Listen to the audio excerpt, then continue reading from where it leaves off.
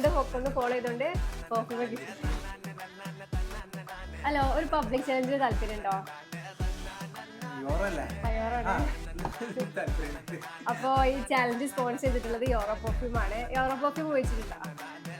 അപ്പൊ ഓക്കെ. അപ്പോൾ ചാലഞ്ച് എന്താ വെച്ചാൽ ഇവരെ 2 പേജ് ഉണ്ട്.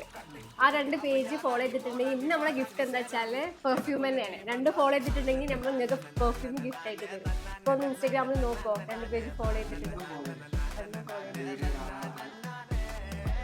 യൂറോ പെർഫ്യൂം ഫോളോ ചെയ്തിട്ടുണ്ട്.